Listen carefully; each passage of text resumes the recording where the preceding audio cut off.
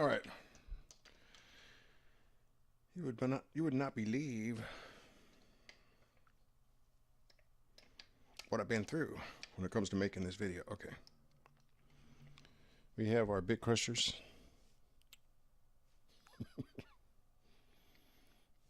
the Tomsline Mario, the Mooer Lo-Fi Machine, the Hotone Krush. I'm going to go through and demonstrate them. When I start the video, all the knobs are at 12 o'clock, more or less. Here are the final settings that I don't think the mixes ever leave around 5, mid 5 on this thing and 12 o'clock on these other two. There's a bit knob on the Mario that is at 3 o'clock. 9 o'clock. It's at 9 o'clock. My other 3 o'clock. 9 o'clock at the end of the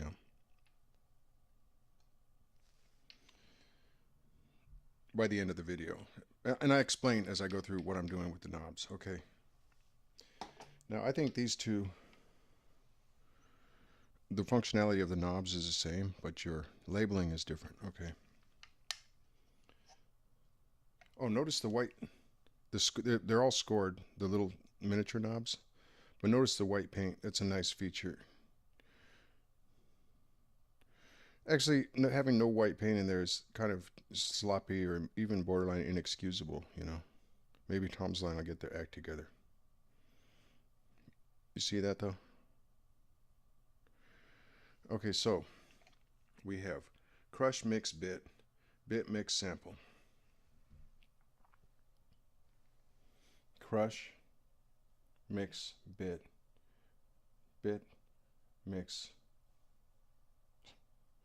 Okay. Crush on the big knob, mix, bit on the big knob, mix, sample.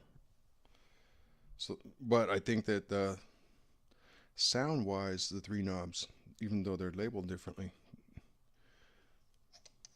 are doing the same thing. They do both have mix on the upper left on their respective pedals. Same with the Hotone. Actually, the upper left knob is a mix knob too. It's actually called blend on the Hotone Krush. Okay, so we have our U-bar, overstomp protection U-bar on the Mario. This one has a 5-piece enclosure with a back panel that has your 4 Phillips head screws. Easy to take apart if for whatever reason you want to do that. This one has 4, see, hex bolts. They look like they go through to the rear because it has a front and a rear and only a 4-sided enclosure. A face and a base, you know, and a 4-sided enclosure. Those hex bolts you can't see it there. I'm fairly certain. The hex indentation within the bolt head is very ill defined, not well defined, ill defined, and then I'm not even sure these bolts were ever meant to be removed. Okay, so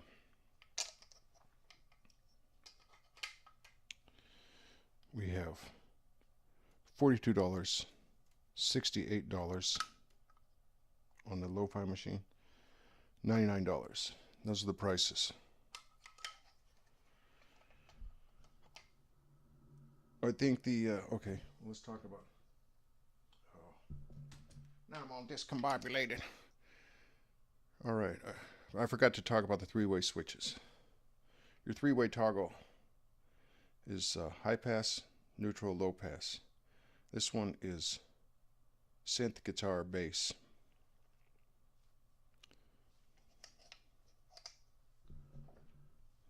The 3-way on here is just like a television and an N and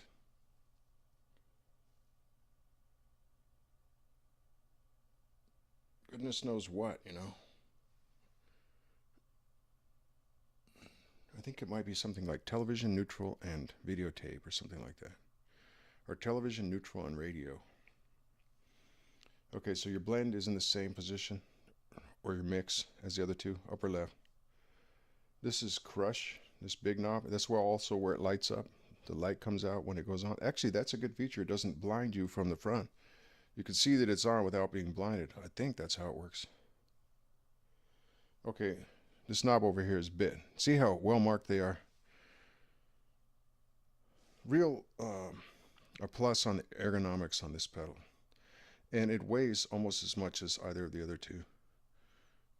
The other two weighing roughly the same. This one being right in that neighborhood.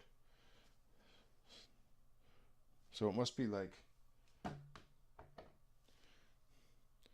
you know, you could use this as a capsule if you sent like butterflies or ants or bees off into space. This would protect them from all Van Allen radiation. It's very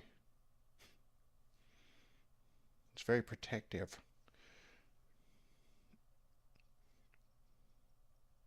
This is the Overstomp U-bar.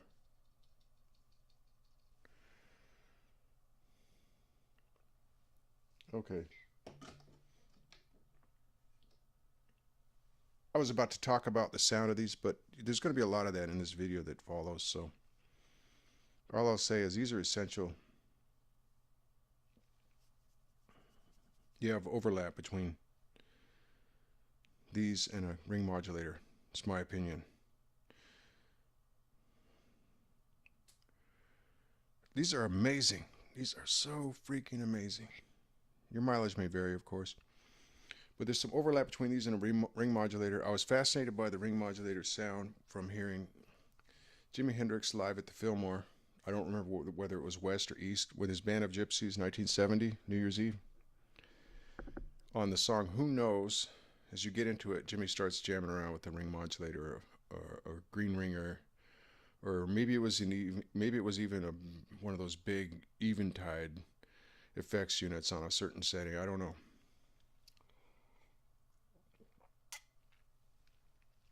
Another thing is, jumping forward now over 45 years. Well, jumping forward over 40 years. Oh, let's just say 40 years. St. Vincent uses similar effects in her performances. I don't think she uses Bit Crusher pedals.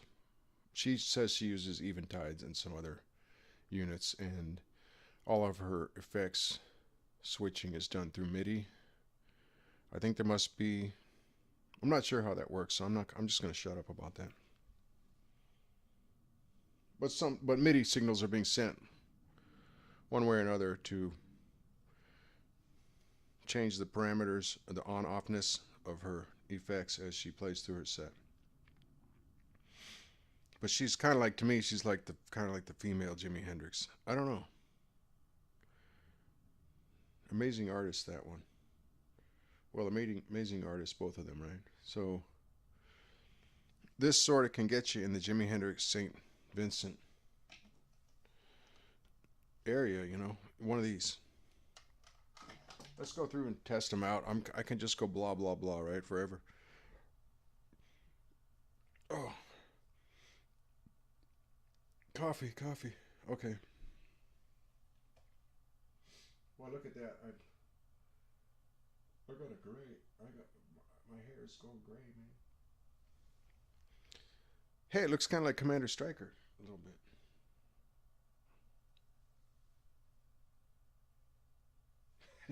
Okay.